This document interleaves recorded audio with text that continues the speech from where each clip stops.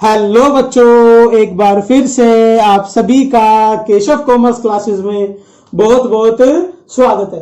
बच्चों हम क्या कर रहे थे, हम कर रहे थे अपनी ट्रिग्नोमेट्रिक फंक्शन वाला चैप्टर। हमने 3.1 अच्छे से डिस्कस कर ली, हमने 3.2 के बेसिक्स भी अच्छे से डिस्कस कर लिए, जहां पर हमने देखा था कि ट्रिग्नोमेट्रिक का एंगल कैसे डिफाइन होता है, मतलब कि क्वाड्रेंट चेंज होगा तो एंगल कैसे चेंज हो जाएगा, रेशियोज पे क्या फर्क पड़ता है, प्लस माइनस पे कब फर्क पड़ता है, ठीक है, रेशो कब कब चेंज होती है, 90 पे चेंज होती है, 270 पे चेंज होती है ना, 0 पे, 180 पे और 360 पे चेंज नहीं होती, ठीक है। क्वाड्रेंट में कैसे कैसे एंगल बिलोंग करते हैं, हमने सारी की सारी बातें डिस्कस कर ली थी, ठीक है। उसी के बेसिस पे आज हम डिस्कस करने जा रहे हैं अपने क्वेश्चंस, ठीक है। बट क्वेश्चन डिस्कस करने से पहले मैं आपको एक बात याद दिला दूं, फर्स्ट क्वाड्रेंट में सारी की सारी रेशो पॉजिटिव होती है, सेकंड क्वाड्रेंट में सिर्फ और सिर्फ साइन और कोसेक पॉजिटिव होते हैं, थर्ड क्वाड्रेंट में टैन और कॉट पॉजिटिव होते हैं, और फोर्थ क्वाड्रेंट में कॉस और सेक पॉजिटिव होते हैं, ठीक है। अब देखो उसने क्वेश्चन दिया आपको cos x इजिकल्स टू -1/2, ठीक है।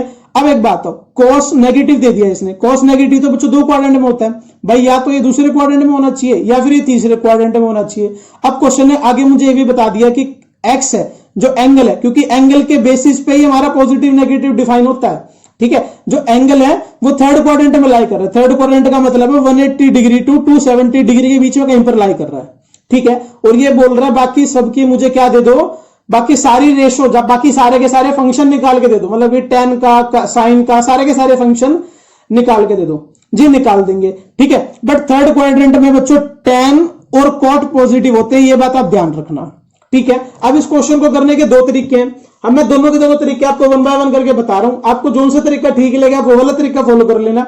नेक्स्ट क्वेश्चन से मैं एक ही तरीका फॉलो करूंगा सारे के सारे क्वेश्चनों में, ठीक है। बट इस वाले क्वेश्चन में मैं आपको दोनों तरीके बता रहा हूं, जो सा तरीका आपके स्कूल में बता रखा आप उस तरीके को फॉलो कर सकते हो। जैसे कि मान लो cos x इजिकल्स टू -1/2 दे रखा है, अगर मैं इसको ट्राइंगल में डाल दूं तो होता है क्या, b/h, तो मैंने इसको ट्राइंगल में डाल दिया, देखो ट्राइंगल में डाल दिया, ये मेरा x है ना, तो b/h -1 और ये 2, ठीक है। अगर मैं इसमें पाइथागोरस लगा दूंगा तो ये कितना निकल आएगा, ये निकल आएगा √3, निकल गया √3।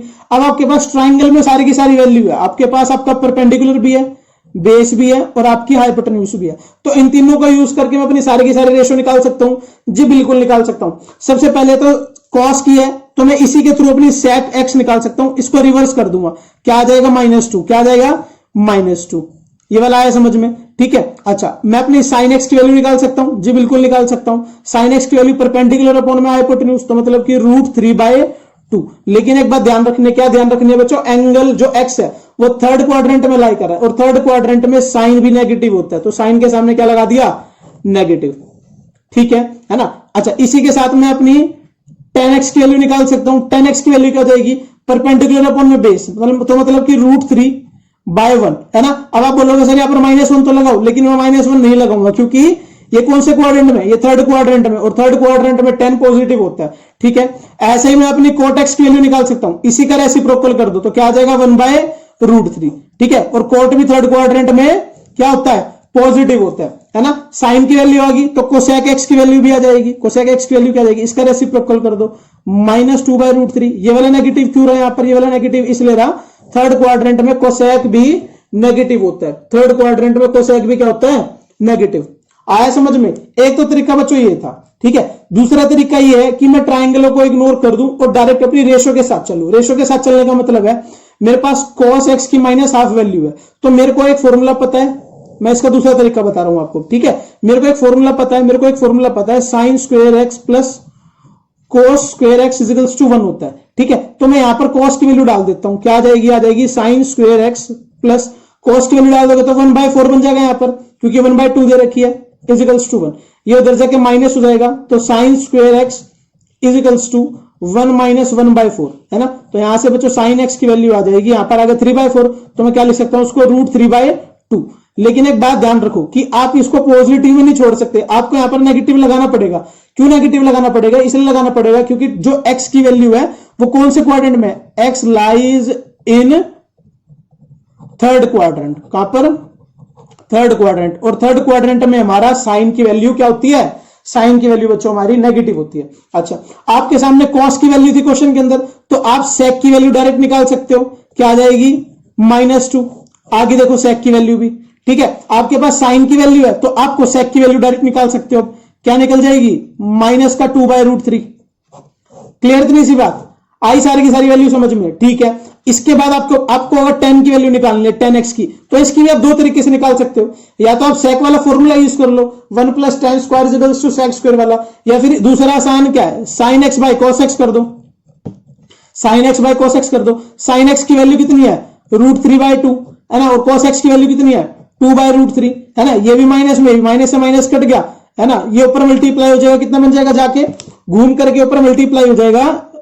एक मिनट, cos की वैल्यू बच्चों 1/2 है ना, 1/2, तो 2 से 2 कट गया, आपकी वैल्यू आ गई √3, ठीक है। अब यहां पर देखो ये तो माइनस से माइनस कट गया, अगर माइनस से माइनस ना कटता तो भी मुझे यहां पर पॉजिटिव रखना पड़ता, क्यों, क्योंकि x कौन से क्वाड्रेंट से लाई करता है, थर्ड क्वाड्रेंट से। अब 10 की वैल्यू आ गई तो कॉट की वैल्यू भी आ जाएगी, कॉट की वैल्यू आ जाएगी, कॉट की वैल्यू कितनी आ जाएगी 1/√3।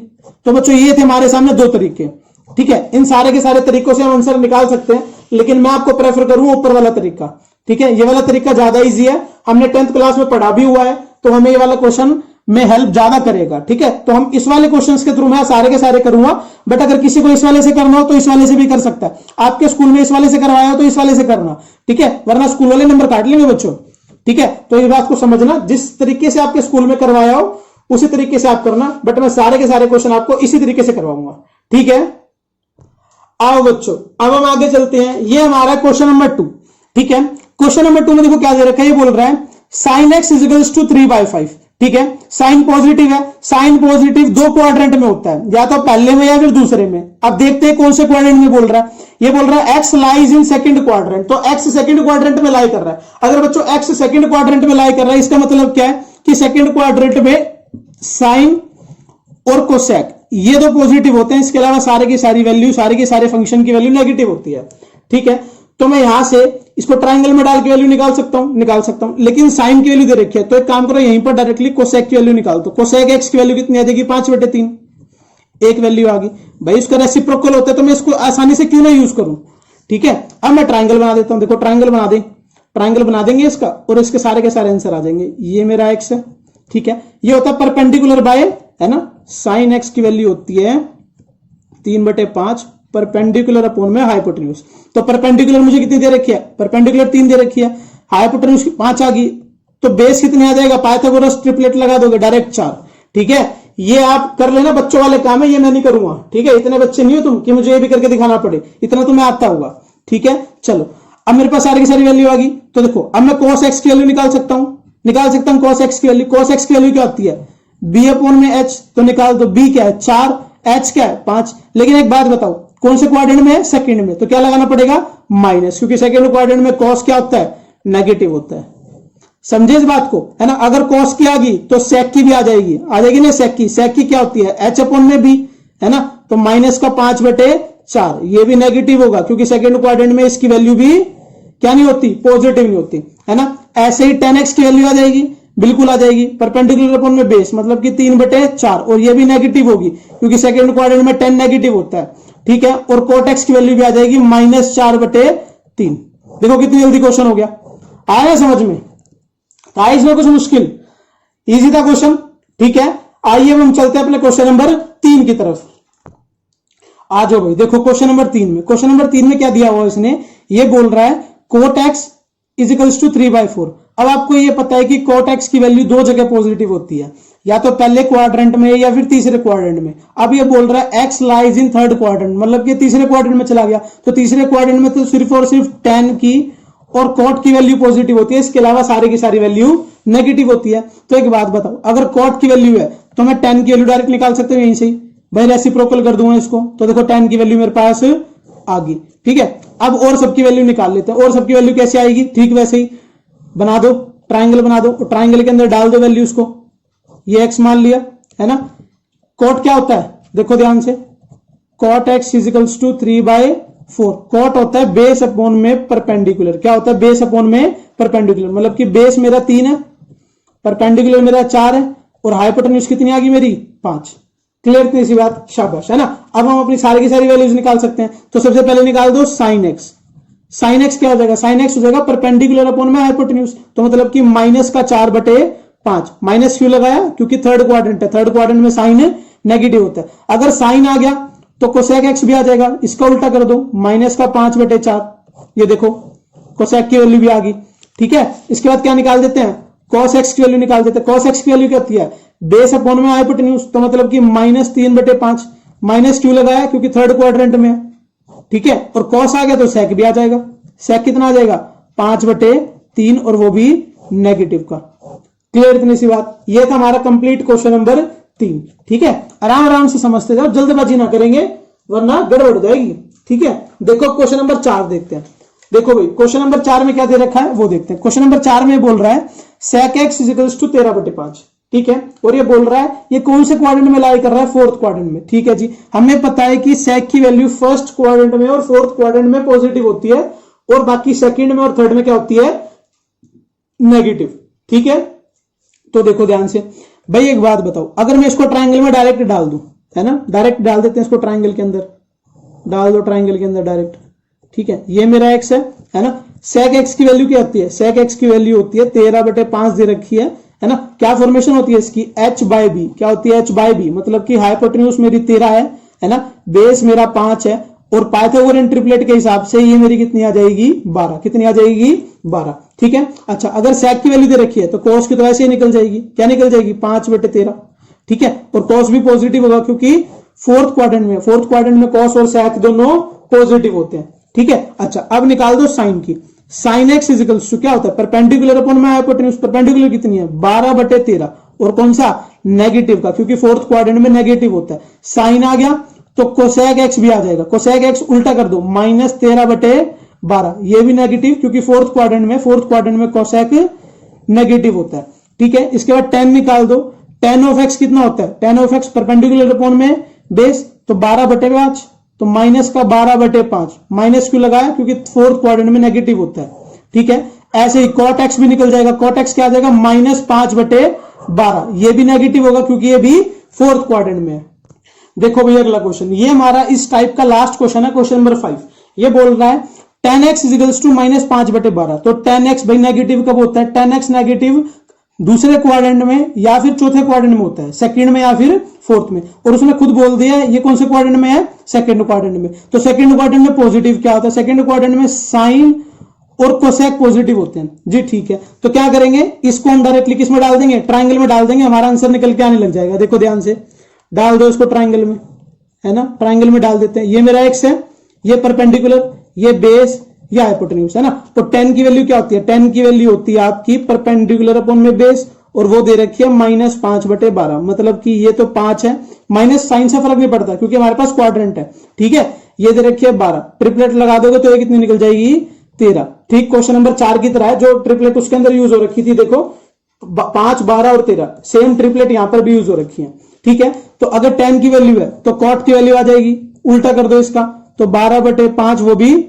नेगेटिव का, ठीक है ना। ऐसे ही फिर साइन की वैल्यू आ जाएगी। साइन की वैल्यू क्या होती है, परपेंडिकुलर अपॉन में हाइपोटेन्यूज। तो साइन की वैल्यू क्या आ जाएगी, 5/13, 5/13। ये देखो ये पॉजिटिव रहेगा, क्यों, क्योंकि सेकंड क्वाड्रेंट में साइन पॉजिटिव होता है। ऐसे ही फिर कोसेक की वैल्यू आ जाएगी, इसका उल्टा कर दो, 13/5, ये भी पॉजिटिव होगा क्योंकि सेकंड क्वाड्रेंट में पॉजिटिव होता है, ठीक है। अब cos x की वैल्यू निकाल दो। cos x क्या, cos x हो जाएगा बेस अपॉन में हाइपोटेन्यूज। तो बेस कितना है, बेस है 12, हाइपोटेन्यूज है 13, तो 12/13, लेकिन नेगेटिव क्यों, क्योंकि सेकंड क्वाड्रेंट में नेगेटिव होता है, ठीक है। और उसके बाद ऐसे ही सेक निकल जाएगा, इसका उल्टा कर दो, -13/12, ये भी क्या आ जाएगी हमारी सेक की वैल्यू नेगेटिव में, क्योंकि सेकंड क्वाड्रेंट में सेक भी नेगेटिव होता है। आई इतनी सी बात समझ में, ये वाला क्वेश्चन भी अच्छे से क्लियर हो गया, ठीक है। कुछ नहीं था इस क्वेश्चन के अंदर, बस स्टेप बाय स्टेप समझते चले जाओ कि ये क्वेश्चन होंगे कैसे। चलो भाई, मैंने तो बहुत सारी प्रैक्टिस करवा दी, ठीक है। अब मैं आपको 5 क्वेश्चन देके जा रहा हूं, ठीक है। वो 5 क्वेश्चन आपके घर से होंगे इसी टॉपिक पे, ताकि आपको ये टॉपिक अच्छे से क्लियर हो जाए। भाई जो क्वेश्चन मैंने करवा दिए वो क्वेश्चन तो आपने देख देख के कर लिए, अब कुछ क्वेश्चन आप खुद भी करके देखोगे, ठीक है।